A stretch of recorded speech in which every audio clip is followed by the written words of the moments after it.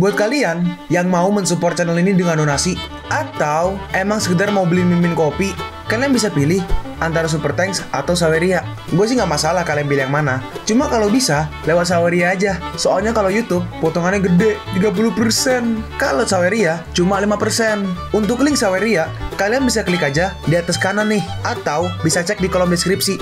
Tapi kalau mau support, nggak harus donasi kok. Dengan kalian nonton sampai habis, dan memberikan like pada video ini, itu udah ngebantu banget buat support channel ini. Oh iya, kalian juga bisa join nih ke grup Telegram komunitas cerita manhwa yang baru. Untuk linknya, gue tampilin di layar ya. Tapi kalau malas ngetik, cek aja kolom deskripsi. Di sana, kalian bisa sharing nih topik seputar manhwa dan kawan-kawan, dan juga ketemu teman baru. Kalau mau info terbaru dari Mimin, misalnya upload kapan atau misalnya ada telat upload, Mimin pasti akan langsung infokan di Telegram. Makanya, jangan lupa join ya. Nggak perlu berlama-lama lagi, kita mulai aja ceritanya. Pantalong juga maju. Semuanya, kalian jadi saksi, kepala instruktur lah yang mau mulainya lebih dulu. Aku hanya mencoba membela diri. Tapi saat maju, tendangan Monan berhasil mengenai kepalanya. Seni rekonstruksi surga 14 tangan, bentuk keempat. Dan Monan langsung menghajar Pantalong. Aku adalah kepala instruktur kalian. Siapa lagi yang masih ingin mempermainkan kedisiplinan militer pasukan operasi khusus? Gelak. Siap, tidak ada pak. Semua prajuritnya pun langsung berbaris. Hormat pada kepala instruktur. Hormat kepala instruktur. Hormat. Monam pun jalan di tengah-tengah mereka. Widih. Monam berkata, Qingluan, kuserahkan hukuman mereka padamu. Siap, laksanakan. Kepala instruktur. Aku sadar aku salah. Kumohon, demi saudariku Xia Lingxuan, biarkan aku pergi. Demi Xia Lingxuan, aku akan mengampuni nyawamu. Kau harus enyah dari tim operasi khusus. Jika tidak, kau akan menyesal seumur hidupmu. Pergi. Iya, aku akan pergi dari sini. Instruktur, kepala instruktur. Gawat, Xiaoqing, Xiaoqing sedang sekarat. Xiaoqing. Mereka pun bergegas ke Xiaoqing. Dia sempat terkena pecahan bola meriam sebelumnya, tapi dia masih memaksakan diri untuk ikut melawan kultus agama sesat bersama kepala instruktur. Gak kusangka dia kepala instruktur. Aku gak ingin dia berakhir seperti ini. Dia sudah gak bisa bicara. Aku gak tega melihatnya lumpuh begini. Kepala instruktur, apa kau bisa menolongnya? Dia masih bisa ditolong, tapi dia hanya akan jadi orang biasa yang bahkan gak bisa lagi menggunakan busur silang. Mau bagaimanapun, parasit di tubuhnya sudah menyatu dengan tubuhnya dan gak bisa dibunuh. Dan gak ada satu cara pun untuk membentuk ulang tulang dan dagingnya. Menggunakan busur silang adalah keahliannya. Jika dia gak bisa menggunakannya lagi, Xiaoqing, sekalipun kau akan jadi orang biasa, aku akan tetap memperlakukanmu seperti sedia kala. Bagaimana keadaanmu? Monam berkata, tunggu aku di luar. Aku akan mengobatinya. Kepala instruktur, Monam berkata, jadi kau udah siap menghadapi ini? Kepala instruktur, kau bukan orang biasa. Aku tahu, aku tak akan bisa bertahan hidup lebih dari 81 hari. Aku punya sebuah keinginan yang belum terwujud. Bisakah kau membantuku mewujudkannya? Iya, apapun. Janji, apa kau bisa menyentuhku di sini? Hah? Baru ini ada panel Monan tergoda. Tunggu. Hah? Kepala instruktur, tolong sentuh aku dengan tanganmu. Iya. Lalu Monan menyentuhnya. Saat menyentuhnya, tiba-tiba Monan seperti melihat sebuah mungkin ingatan ya. Dalam hati Monan, semua reka kejadian ini terekam dalam buku 6 jalur. Tidak biasanya ini tersimpan di kotak kilat dan petir. Ada sesuatu di sana yang menarik perhatianku. Kepala instruktur, jika kau menemukan seseorang yang mengalami hal serupa denganku, pastikan untuk memberitahunya dan jangan mencarinya. Jangan paksa dirimu untuk bicara, itu akan menyiksamu. Bisa atau tidaknya kau bertahan hidup, semuanya bergantung pada keberuntunganmu. Baiklah, aku akan mencoba memberimu sedikit harapan. Lalu 3 hari kemudian, mereka kembali ke markas pasukan khusus. Monam bersama Qingluan. Seorang berkata, kepala instruktur, selamat datang di markas. Kepala instruktur, apa Anda mau berkeliling markas kami terlebih dulu? Iya, itu benar. Kepala instruktur, kapan kau akan menemui seluruh anggota? Sebagian besar anggota pasukan sedang terluka sekarang. Aku akan menengok mereka beberapa hari ke depan. Oh iya, Xiaoqing bangun semalam, tapi dia langsung pergi. Dia nggak ikut dengan kita kembali ke markas. Dalam hati Monan, apa-apaan tatapan matanya itu? Apa fungsi gedung ini? Qingluan berkata, kepala instruktur, ini adalah gedung ujian yang didesain oleh saudariku, Xing Yile. Semakin banyak pintu di gedung ini yang bisa dibuka, berarti berbakat pula orang itu. Tongrong berkata, padahal saudarimu itu paling suka berpikir, tapi masih juga membuat ujian bakat. Seharusnya ujian 100 soal yang dulu adalah ujian yang lebih ilmiah. Qingluan merespon, kau bilang begitu karena kau tidak seberbakat tim Vermilion Sparrows kami. Alah, padahal para garis Vermilion Sparrowsmu itu hanya bisa membuka 6-7 pintu dan kami bisa membuka 3-4. Itu bukan selisih yang jauh. Asal kau tahu, kami para pria sudah bekerja keras. Itu artinya kalian tim laki-laki semuanya nggak berguna. Gak sebaik kami para gadis. Tapi kalau kepala instruktur sih beda cerita. Monan berkata, desainnya sangat bagus. Ada yang misterius di dua pintu ini. Kepala instruktur, apa kau ingin mencobanya? Tongrom berkata, hei, apa kau masih belum tahu bakat kepala instruktur? Kenapa masih meminta beliau untuk mencobanya? Dalam hati Qingluan, kalau Monan cuma bisa membuka satu atau dua pintu, bukannya itu akan mempermalukan Monan selaku kepala instruktur. Lalu Monan mencobanya. Dan saat dia buka, dia berkata, meskipun desainnya udah bagus, masih ada banyak hal yang layak untuk ditingkatkan. Dengan mudah, Monan membuka semuanya. Tongrong berkata, demi apa? Kepala instruktur, Anda membuka ke-12 pintunya sekaligus. Qingluan berkata, kami paling banyak hanya bisa membuka sampai 8 pintu. Hahaha. Bakat kami para pria lebih tinggi daripada kalian para gadis. Tongrong menunjuk. Kepala instruktur, kotak itu adalah hadiah yang diletakkan Xing Yilei. Monan berkata, kau ambil aja. Selain itu, kau sangat sibuk, jadi nggak perlu menemaniku. Aku akan menemuimu lagi 2 hari mendatang. Tongrong berkata, hahaha. Sebelumnya terima kasih kepala instruktur. Kepala instruktur masih aja pengertian pada kita. Monan berkata, masih ada hal yang harus kulakukan, jadi aku pergi dulu. Aku akan kembali 2 hari mendatang. Tongrong berkata, Xing Yilei, kau terlambat. 12 pintumu sudah dibuka semua oleh kepala instruktur. Sekarang kita berpindah ke sebuah air terjun. Di situ ada Cao Lingtian. Dia berkata, cepat bicara. Tuan, kali ini Komandan Huang Fu secara pribadi meminta untuk menyembunyikan informasi mengenai kepala instruktur. Jadi kita sama sekali nggak bisa mendapatkannya. Dan orang-orang suruhan kita mati dalam misi. Berdebah, Cao Lingtian menyerang. Tapi untungnya pas rambutnya doang tuh, botak tuh pala. Tuan, tolong maafkan saya. Maafkan saya tuan. Tuan, maafkan aku. Tuan muda, senior Xiao Qianque memberikan Anda pedang cilin ini. Memberikanku? Apa maksudmu? 10 tahun yang lalu, aku bertaruh dengannya bahwa aku bisa menjadi jauh lebih kuat dalam 10 tahun. Dan dia kalah taruhan. Selamat tuan muda. Tapi tuan muda, bukankah senior Xiao Qianque hilang entah kemana? Bagaimana caranya? Dia menyerahkan pedang itu pada Anda. Dalam hati si pelayan atau penjaga, kenapa perjamuan Panglong diselenggarakan lebih awal dari biasanya? Mungkinkah ini ada kaitannya dengan hilangnya Xiao Qianque? Tuan muda, sebelumnya orang Ling Ye itu adalah keamanan pribadi pihak lain. Haruskah kita membaginya 50-50? Cao Lingtian menjawab, janjikan padanya, Ling Ye saat ini adalah kelompok yang dominan di Qingyuan. Karena dia punya cara, maka kita coba manfaatkan itu sebaik-baiknya. Kita berpindah ke sebuah tempat, Mimin gak tahu di mana ini. Seseorang berkata, sialan, kamu ngiler di bajuku.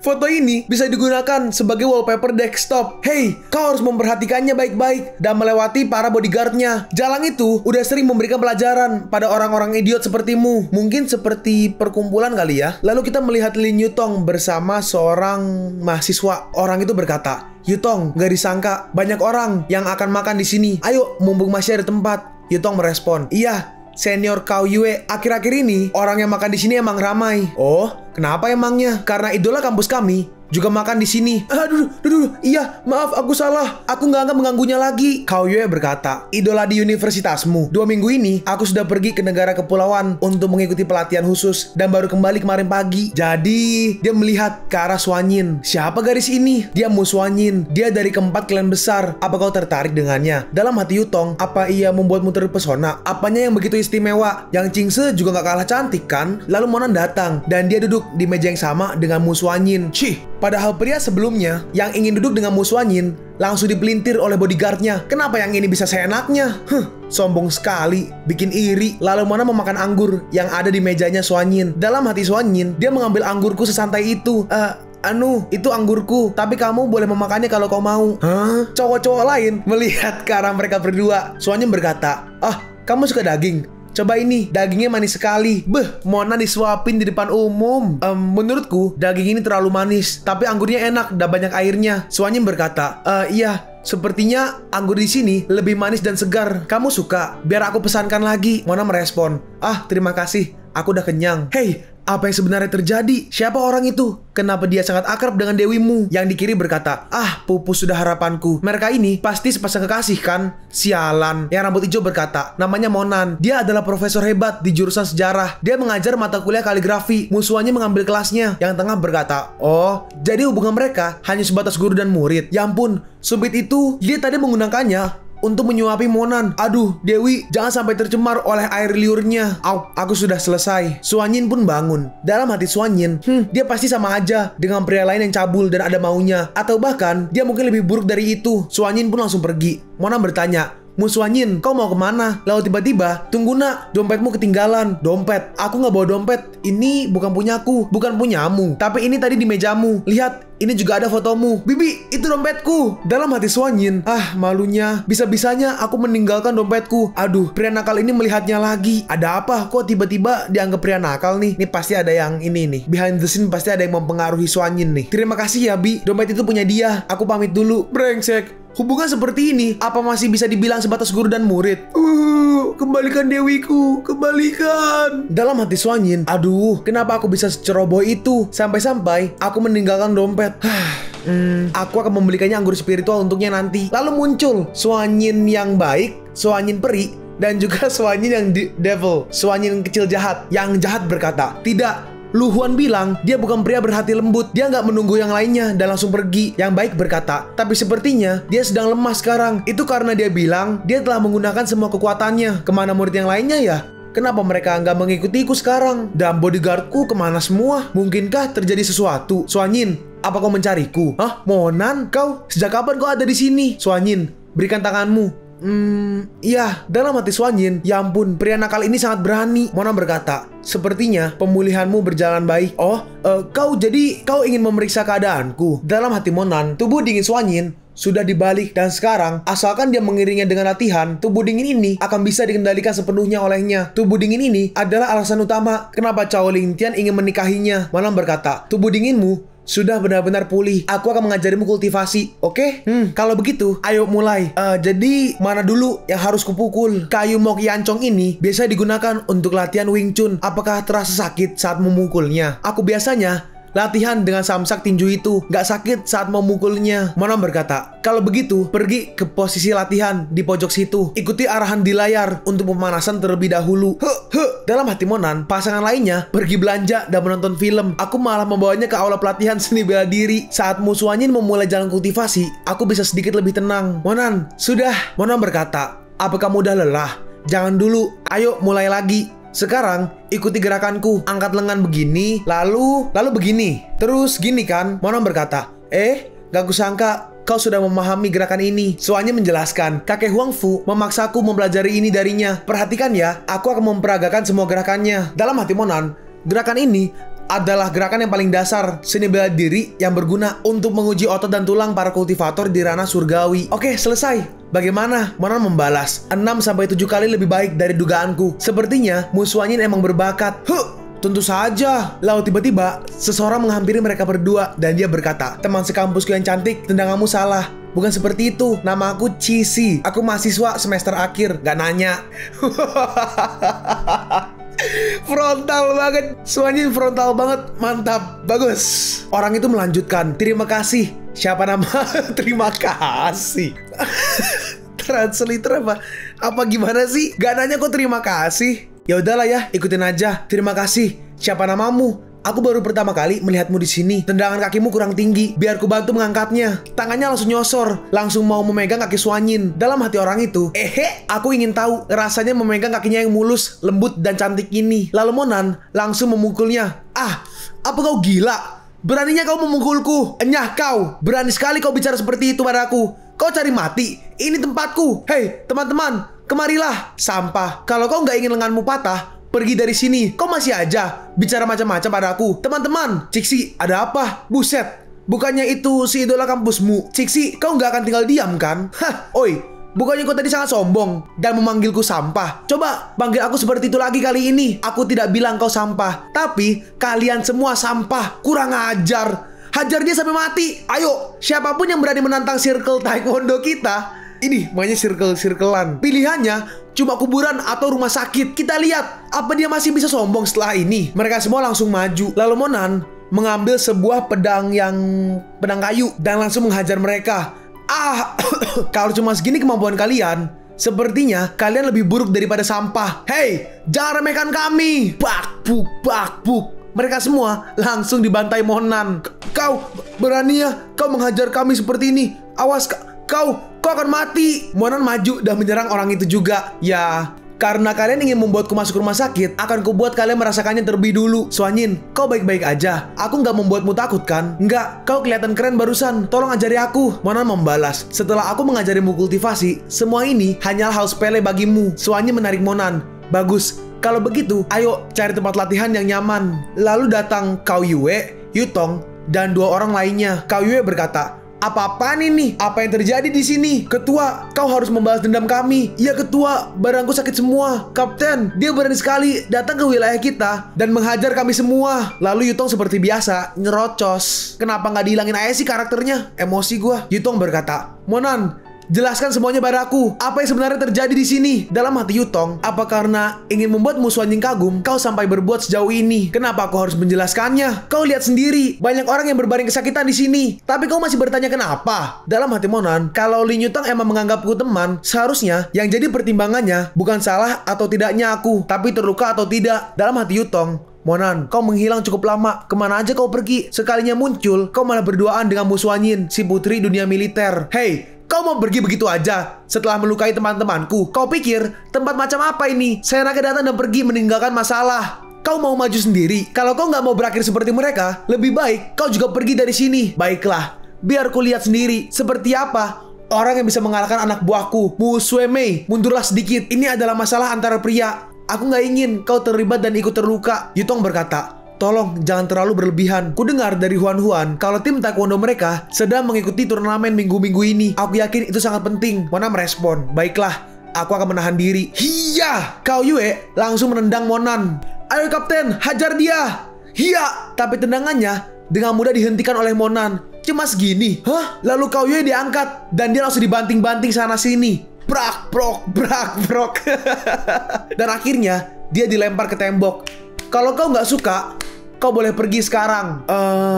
Ya udah, ayo." Suanyin berkata, "Oke, aku haus. Ayo cari minum." Ya ampun, sekuat apa sebenarnya orang itu? Bahkan Kapten Cao Yue bukan tandingannya. Pantas saja Dewi Mu ku kelepek-kelepek dibuatnya. Hah, sialan. Ya udah, ayo cepat bantu kapten. Monan dekat sekali dengan Suanyin. Kenapa? Cemburu ya? Bacot sampah. Gak usah sok suka sekarang. Monan dan Suanyin pergi ke ruang Qingxuan. "Monan, kau tahu, aku sangat suka kotak ruang Qingxuan ini karena di namanya ada kata Xuan. Sungguh sebuah kebetulan." Monan merespon, "Bukan kebetulan, emang niatnya dinamai dengan namamu. Nah, bacalah buku ini. Bukunya nggak begitu tebal, tapi kau harus menghafal semuanya. Kalau ada yang nggak kamu mengerti, kau bisa tanyakan padaku. Ini teknik immortal bulan Taichu. Ini teknik yang perlu aku kultivasikan. Aku merasakan ada getaran lembut dalam tubuhku di setiap kalimat yang aku baca." Monan merespon, "Yap, itu adalah teknik kultivasi rahasia yang sudah lama aku cari-cari. Teknik itu sangat cocok untuk tubuh dinginmu." Dalam hati Monan, ya tepatnya itu adalah harta istana bulan abadi. Setelah membacanya, aku merasa sedikit geli tapi nyaman.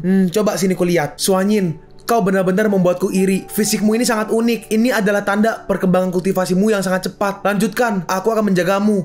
Oke, lalu 2 hari kemudian, Monan sedang bersama Xia Lingxuan. Nonasya berkata, "Kepala instruktur, mereka sudah datang. Apa Anda akan membiarkan mereka masuk?" "Iya." "Oke, silahkan." Orang-orang pun masuk. "Halo, kepala instruktur. Kelihatannya semua orang sedang sibuk hari ini. Kalau begitu, mari kita mulai." Instruktur Nangkong berdiri. Instruktur Nangkong tuh yang wasit. Jadi wasit pas perjamuan Qingteng itu loh. Dia berdiri dan berkata, "Yang terhormat, kepala instruktur dan semua instruktur yang hadir, rapat ini sangatlah penting. Mari kita mulai dengan menyimpulkan untung dan rugi dari tindakan kita sebelumnya. Tindakan kita mengacu pada aturan pasukan operasi khusus." Monan memotong, "Instruktur Nangkong, supaya lebih efisien, gak usah berbelit-belit, langsung aja ke intinya." Dalam hati Nangkong, "Ya, tapi aku begadang semalaman menyiapkan ini, dan semua yang ada di sini penting untuk dibahas. Qingluan, kenapa kau membiarkanku kembali?" "Kepala instruktur, perjamuan Panlong kali ini diselenggarakan lebih awal dari jadwal. Kita perlu membuat persiapan dini untuk menghindari hal-hal yang tidak diinginkan yang bisa menimpa para keluarga besar di perjamuan itu. Sudah ada langkah lanjutan yang disiapkan." Selama perjamuan Qingteng, Cao Lingtian dari keluarga Cao menyediakan informasi terkait instruktur Qian Cue. Jadi kami membuka pintu belakang bagi keluarga Cao di perjamuan Qingteng. Banyak keluarga besar di seluruh penjuru Cina yang ikut meramaikan perjamuan Panglong kali ini. Apa kau tahu apa yang membuatnya menarik? Dalam hati Qingluan, bukankah seharusnya kepala instruktur tahu soal itu? Dia menjawab, "Popularitas dan keberuntungan. Setiap faksi diharuskan untuk membayar biaya masuk sebesar 1.000.000 yuan. Dan di akhir nanti, seluruh uang itu akan didistribusikan ke 3 peringkat teratas dalam proporsi. Alasan lainnya adalah penjualan pil obat di halayak ahli kimia. Pil yang mereka jual adalah jenis langka yang gak disebarluaskan dengan bebas. Yang terakhir adalah yang paling menarik, yaitu 10 peringkat teratas bisa memasuki keluarga seni bela diri kuno untuk berlatih. Kalian pun sampai di penghujung video ini. Kalian mau tahu lanjutan chapter ini? Atau manhwa menarik lainnya? Makanya, jangan lupa subscribe biar kalian gak ketinggalan kalau gue upload video baru. Jangan lupa like, komen, dan share ke teman-teman kalian supaya channel ini bisa lebih berkembang ke depannya. Segitu dulu dari video cerita manhwa. Gua Sabik undur diri. See you on the next video. Zaijian!